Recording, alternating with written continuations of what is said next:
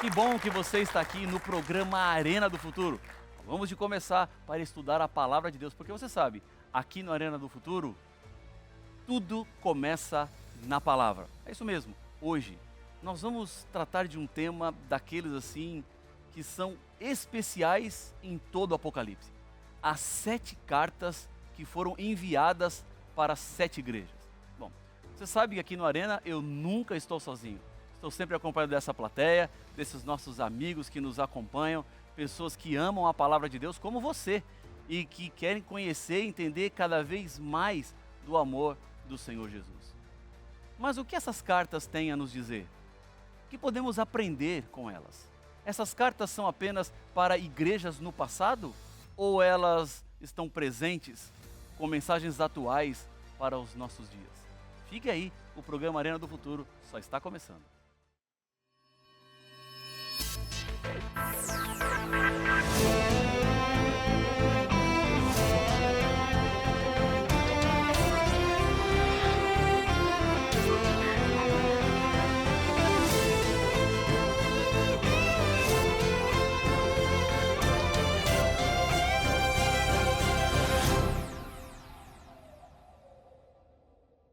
Já estamos de volta aqui no programa Arena do Futuro. Que bom que você está conosco. É sempre um prazer poder entrar na sua casa, no seu trabalho, no seu carro, acompanhar você um pouquinho, alguns minutos, onde paramos para refletir na palavra do Senhor. E você sabe, sempre tem um momento especial aqui, que é o momento da decisão. O que é que você vai fazer? A Bíblia, a palavra de Deus, é que é a nossa base, é a nossa guia.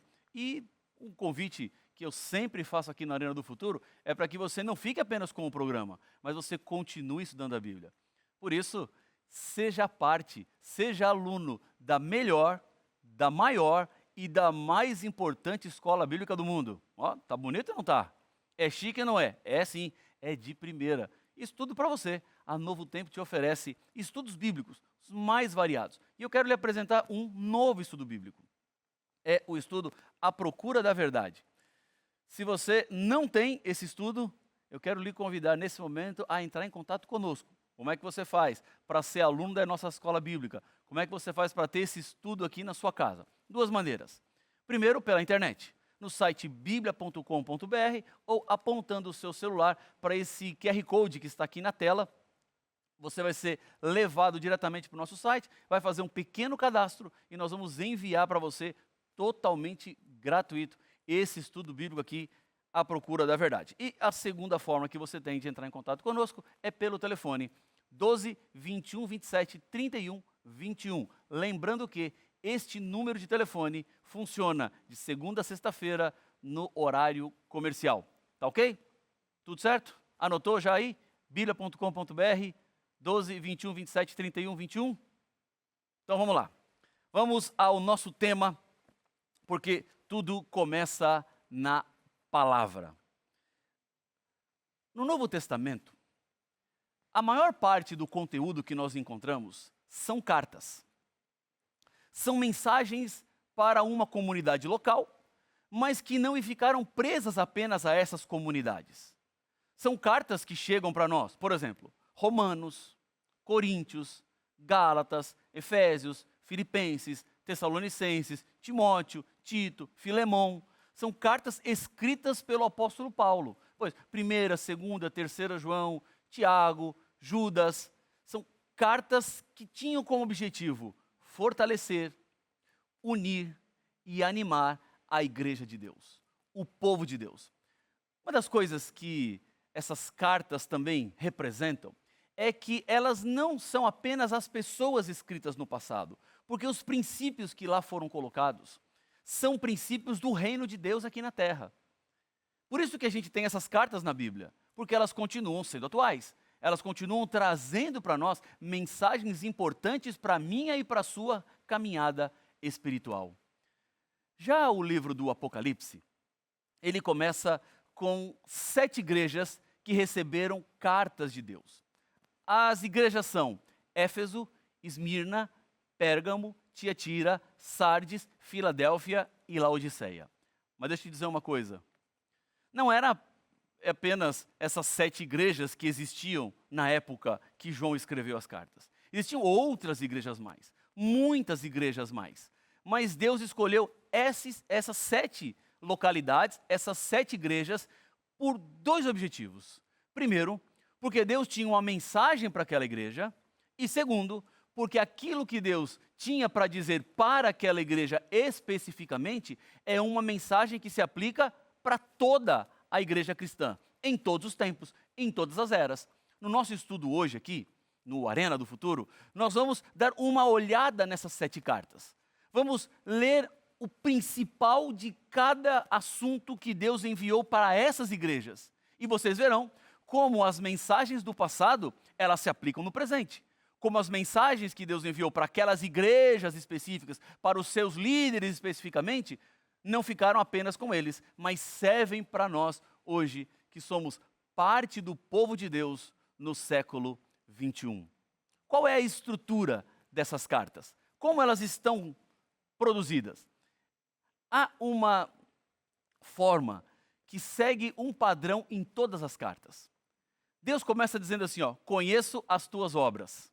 Isso se repete no versículo 2, 9, 13 e 19 do capítulo 2 e nos versículos 1, 8 e 15 do capítulo 3. Depois que vem a apresentação das obras, há uma expressão que diz assim, ao vencedor.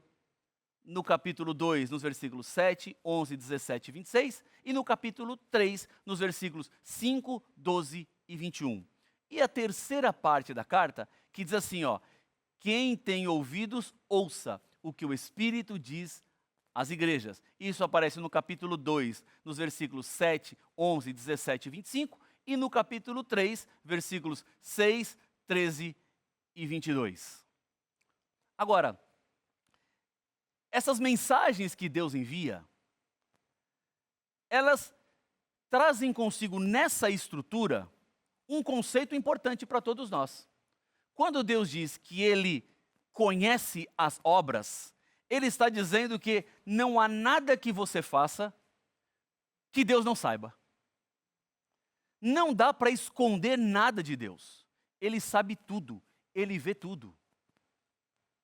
Quando ele diz, eu conheço as suas obras, é porque Deus não apenas vê as suas ações, mas ele vê também as suas intenções. E isso, às vezes, nos assusta. Porque uma coisa é o que você faz e as pessoas percebem, e outra coisa é o que levou você a fazer aquilo. Quando Deus julga, quando Deus adverte, quando Deus aconselha as igrejas, Ele não está apenas vendo o que é visível. Ele está entrando dentro das intenções do coração e o que levou a igreja a fazer o que fez. Isso é importante para nós, porque tem a ver com a maneira como Deus se relaciona. Deus não se impressiona com o nosso exterior. Não há nada que eu faça que vai impressionar Deus. Porque Deus, Ele não se encanta apenas pela aparência. Quando Ele conhece as obras, Ele sabe o que você faz e por que você faz. Depois, a carta fala assim, ao vencedor. Isso significa que nós podemos ser vitoriosos. Mas não são todos da igreja que serão vencedores. Cada igreja tem o seu grupo de vencedores. A expressão ao vencedor não é a todos da igreja que já são vencedores, porque nem todos se salvarão. Isso significa que não é porque uma pessoa é parte da igreja que ela já estará salva. A salvação não é automática, não. Eu me batizei, eu estou na igreja, agora eu estou salvo. Não, não, não. Longe disso. Não pense isso. E há pessoas que às vezes acham isso, que porque estão na igreja, porque foram batizadas, então agora estão salvas. Não. Se fosse isso, seria muito fácil. Estaria muito mais fácil viver nesse mundo. Não, é só se batizar na igreja lá e está tudo certo. A salvação está garantida. Não, o vencedor, ele precisa de algo mais. Não basta estar na igreja, é preciso algo mais. É preciso a aceitação de Cristo, é preciso a conversão, é preciso a entrega, é preciso viver de acordo com a palavra, é preciso fazer com que a palavra de Deus se torne viva em você. Agora, Vejam só, isso não quer dizer que você vai se salvar pelas suas obras. Não são as obras que nos salvam. Não são as obras que nos garantem acesso ao céu, porque tudo que nós precisamos para a salvação, Deus já fez. Cristo já fez. Agora, quando eu aceito a graça na minha vida, eu passo a ser transformado pelo Espírito. Eu passo a ser mudado pelo Senhor. Ele vai moldando a minha vida. Ele vai tirando os excessos da minha história, da minha trajetória, para que eu seja cada dia mais parecido com Ele. Este é o processo que nós chamamos de santificação. Os vencedores são aqueles que encontraram Jesus, se converteram a Jesus, vivem ao lado de Jesus e estão nesse passo a passo do processo da santificação, até se tornarem mais semelhantes a Jesus. E a terceira parte da carta fala de que Deus não nos abandonou e Ele continua falando conosco. Deus continua interessado em nossa vida. Por isso, aqueles que têm ouvido para ouvir, que ouçam. Tem gente que pode pensar assim: pastor, Deus vai me julgar por aquilo que eu sabia, não é? É verdade. Deus vai julgar as pessoas por aquilo que elas tinham de conhecimento. Então é melhor não saber nada, porque se eu não souber nada, Deus vai me julgar em cima do nada que eu sabia. E se eu não sabia nada, então eu garanto minha salvação. Não, aí você se engana. Porque Deus vai te julgar pelo que você conhece e também pelas oportunidades que você teve de conhecer e não quis. Deus vai dizer assim: olha, eu mandei para você mensageiros, eu coloquei um novo tempo na sua vida, eu fiz o controle da sua televisão mexer sem você planejar e caiu na Novo Tempo e caiu lá no programa Arena do Futuro e caiu na Voz da Profecia ou caiu em outro programa e alguém falou e alguém tocou no meu coração e alguém chegou na minha vida e eu tomei uma decisão. Esse é o caminho de Deus para você. Essa é a forma que Deus tem para te alcançar, para chegar à sua vida e lhe apresentar o plano da salvação. Agora vamos entrar um pouquinho mais no sentido das cartas, do significado dessas cartas. Por que 7 e não 6, e não 5, e não 8? Parou para pensar nisso? Por que Deus escolheu 7? Bom, o número 7 aparece várias vezes na Bíblia. São 7 dias na semana, são 7 as cores do arco-íris, e são 7 as notas musicais. É muito 7, né? Há um sentido por trás desse número 7. Eu gosto do número 7. Eu sempre uso o número 7 nas minhas redes sociais, sempre coloco o número 7. Você fala assim: qual é o seu número preferido? 7. Por que 7? Porque tem vários significados. E dentro da Bíblia, há uma simbologia nos números. Por exemplo, o número 3 significa trindade.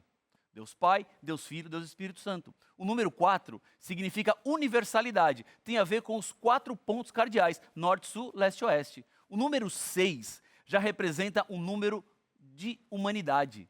É o número quando o ser humano foi feito, no 6º dia. E que tem a ver também com o pecado. Por isso nós vamos ver no livro do Apocalipse, no capítulo 13, falando do número 666. Nós vamos falar sobre isso aqui no Arena do Futuro, em um programa mais para frente, você vai entender melhor esse número. E o número 7 tem a ver com perfeição, é um número completo. O número 12 representa povo de Deus, são as 12 tribos de Israel, os 12 apóstolos, as 12 portas que terá a cidade santa. Portanto, há sempre uma simbologia naquilo que Deus quer dizer. Quando ele elege 7 igrejas, é porque as mensagens são completas e perfeitas para todas as igrejas. São mensagens que estão relacionadas com o nosso futuro. Não apenas no passado, mas elas transpõem o tempo e chegam até o presente. Quando João começa a escrever o livro do Apocalipse, no capítulo 1, no versículo 9, ele diz assim: eu, João, irmão e companheiro de vocês na tribulação, no reino e na perseverança, em Jesus. Eu estava na ilha chamada Pátimos, por causa da palavra de Deus e do testemunho de Jesus. Em outras palavras, o fato de João receber a visão no livro do Apocalipse, ele aponta para o futuro. No momento ele estava em Pátimos, mas aquilo que ele falava em Pátimos era para toda a humanidade. Ia além do lugar onde ele estava. Extrapolava os limites daquela ilha onde ele vivia como um prisioneiro. Nesse ponto, nós precisamos entender uma das características que eu considero fundamentais para a interpretação profética. Você pode interpretar as profecias de 3 maneiras diferentes. Nós chamamos de preterismo, ou futurismo, e ainda há o historicismo. O que é isso aí, pastor? Preterismo é aqueles que olham para as profecias bíblicas sempre dizendo que elas aconteceram no passado. Elas já foram, estão lá atrás, sempre em um momento que não é o nosso. O futurismo é aquele que olha as profecias bíblicas e sempre apontam para o futuro. Não é para o nosso momento, é para o futuro. Vai acontecer. Os adventistas do 7º dia, por exemplo, adotam a linha de interpretação historicista. E o que significa isso? Nós interpretamos as profecias bíblicas no decorrer da história. Então, há profecias no passado, há profecias no futuro e há profecias no presente. Todas elas têm um cumprimento no decorrer do tempo. Quando nós lemos as mensagens das 7 igrejas, estamos vendo uma profecia historicista, que acontece no decorrer da história. Deus falou para a igreja de Éfeso, para o tempo de Éfeso, para os líderes de Éfeso, mas o que ele falou para Éfeso se estende no tempo da história. Chega a todos nós até hoje. Chega até os momentos dos quais nós estamos vivendo. Vamos entrar diretamente nas igrejas. Vamos abrir a Bíblia. Vamos a Apocalipse capítulo 2. E fica com a sua Bíblia aberta, porque nós vamos ler vários versículos e vamos tirar algumas lições para nós em cada uma das cartas. Apocalipse capítulo 2. E vamos começar aqui com a igreja de Éfeso. Apocalipse 2, 2. Diz assim: Conheço as tuas obras, tanto o teu labor como a tua perseverança, e que não podes suportar homens maus, e que puseste à prova os que a si mesmos se declaram apóstolos e não são, e os achaste mentirosos. A igreja de Éfeso recebe uma advertência para impedir que doutrinas falsas entrem na igreja.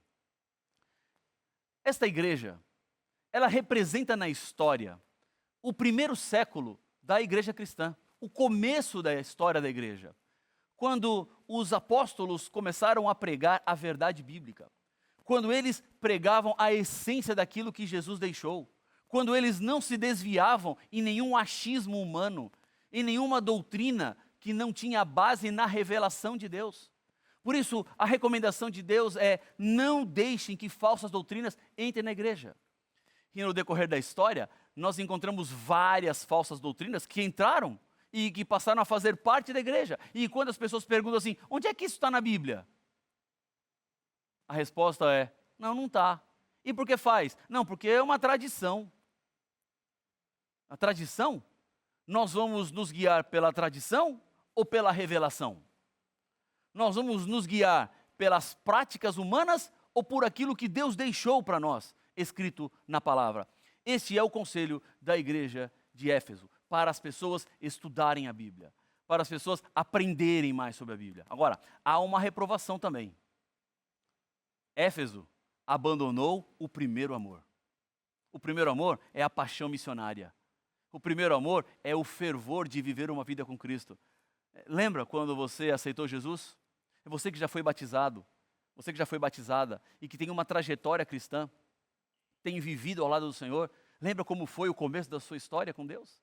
Lembra como aquilo foi uma paixão que entrou em sua vida? Não abandone esse primeiro amor. Há pessoas que na caminhada vão se esfriando.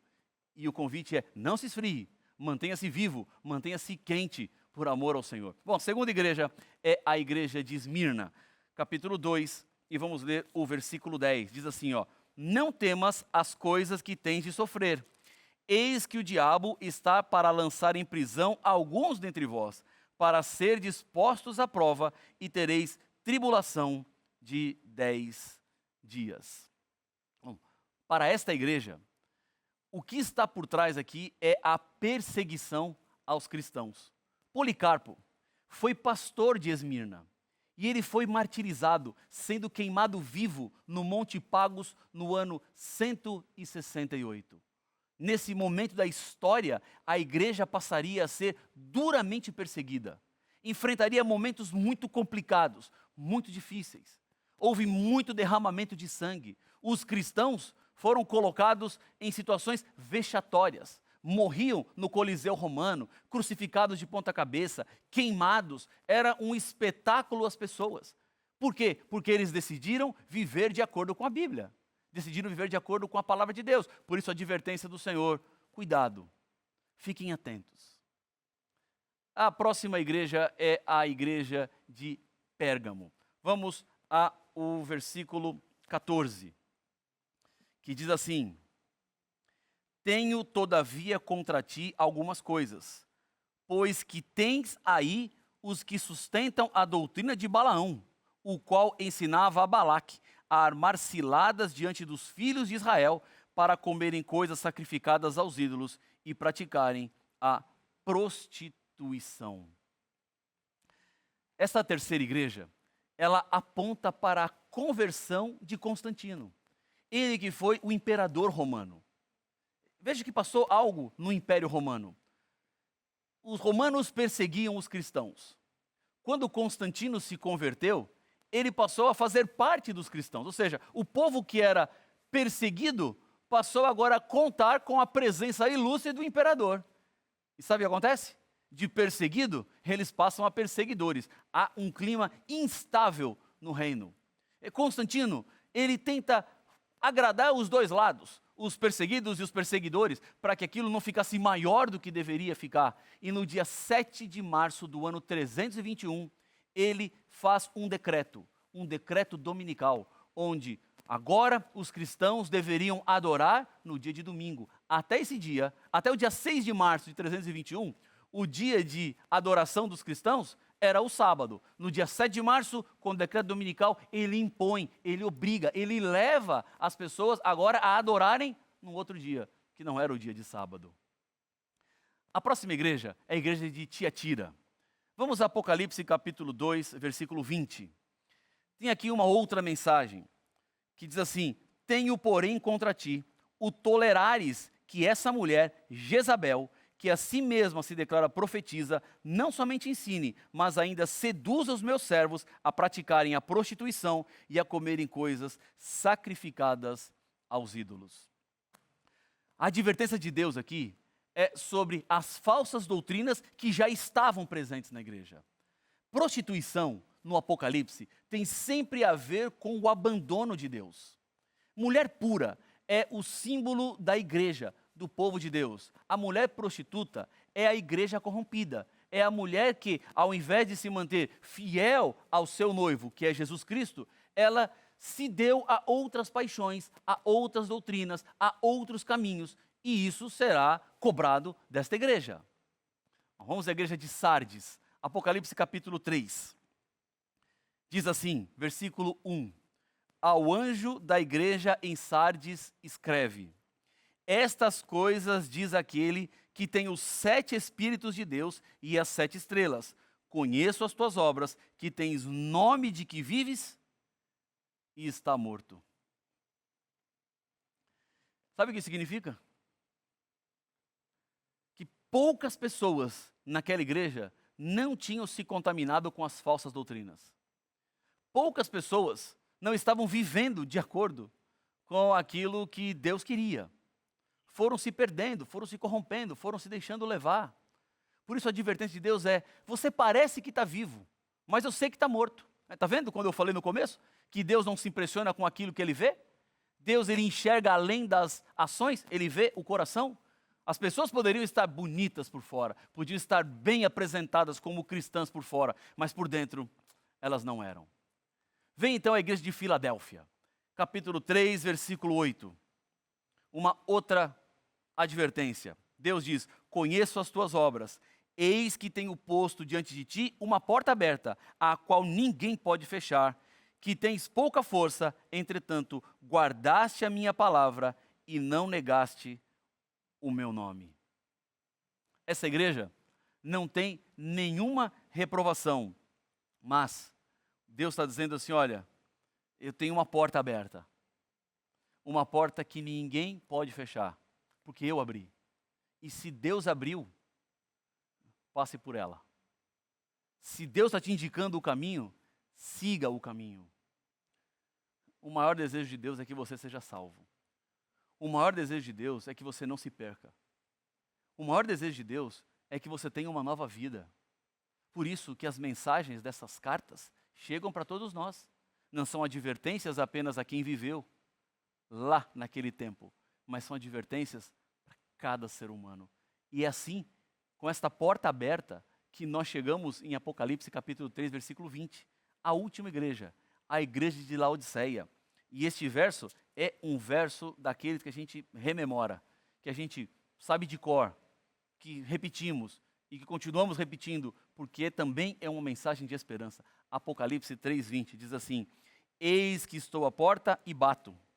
Se alguém ouvir a minha voz e abrir a porta, entrarei em sua casa e cearei com ele e ele comigo. Deixa eu te perguntar.